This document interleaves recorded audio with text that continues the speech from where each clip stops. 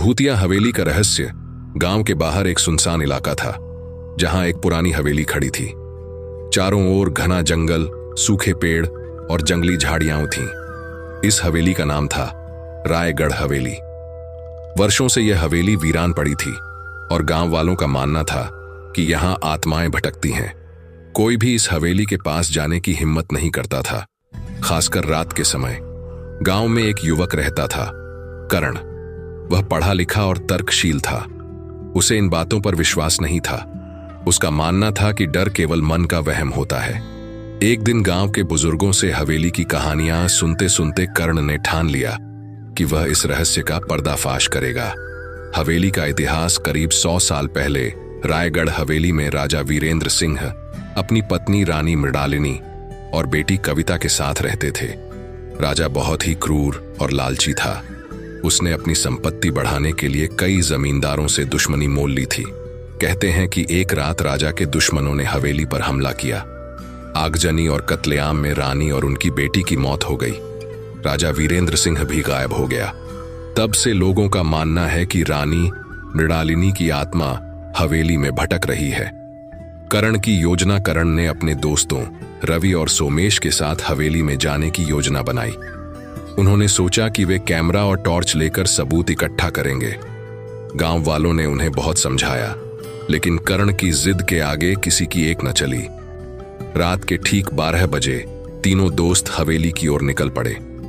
हवेली के पास पहुंचते ही अजीब सी ठंडक और सन्नाटा महसूस हुआ। हवेली का बड़ा दरवाजा आधा खुला था, जैसे कोई उनका इंतजार कर रहा हो। पहला सामना जैसे ही वे अंदर घुसे, पुरानी दीवारें चरमरा उठीं। हर कदम पर धूल और मकड़ी के जाले थे। अचानक करण को लगा कि कोई उनकी ओर देख रहा है। रवि ने मजाक में कहा, कहीं भूत ना देख ले करण। तभी अचानक एक कमरे का दरवाजा जोर से बंद हो गया। तीनों चौंक गए। सोमेश ने डरते हुए कहा, यह हवा का असर होगा। लेकिन करण ने देखा कि दीवार पर एक परछाई हिल रही थी, जैसे कोई लड़की रो रही हो। उसने धीरे धीरे उस कमरे का दरवाजा खोला। अंदर एक बड़ी सी तस्वीर टंगी थी, रानी मृणालिनी की। अचानक वह तस्वीर दीवार से गिर पड़ी। तस्वीर के पीछे खून से लिखा था, मुझे न्याय दो। रहस्य गहराता है। करण ने दीवार को ध्यान से देखा। तस्वीर के पीछे एक छोटी सी तिजोरी थी। तिजोरी खोलने पर उन्हें पुराने कागजात मिले, जिन पर राजा वीरेंद्र सिंह के हस्ताक्षर थे। कागजात से पता चला कि राजा ने अपनी ही पत्नी को जिंदा दीवार में चिनवा दिया था, क्योंकि रानी ने राजा की नीतियों का विरोध किया था। रानी की आत्मा इस अन्याय के कारण भटक रही थी। तभी हवेली में तेज हवा चलने लगी और दरवाजे अपने आप बंद हो गए। एक धीमी पर रहस्यमयी आवाज गूंजने लगी, मुझे मुक्त करो। रानी की आत्मा का सामना अचानक कमरे में धुआं भरने लगा और रानी मृणालिनी की आत्मा प्रकट हुई। सफेद साड़ी, खुले बाल और गहरी लाल आंखें। वह करण की ओर बढ़ी। करण ने कांपती आवाज में कहा, रानी साहिबा, हम आपकी मदद करने आए हैं। आत्मा रुक गई और धीरे धीरे बोली, मेरे सत्य को उजागर करो, तभी मुझे शांति मिलेगी।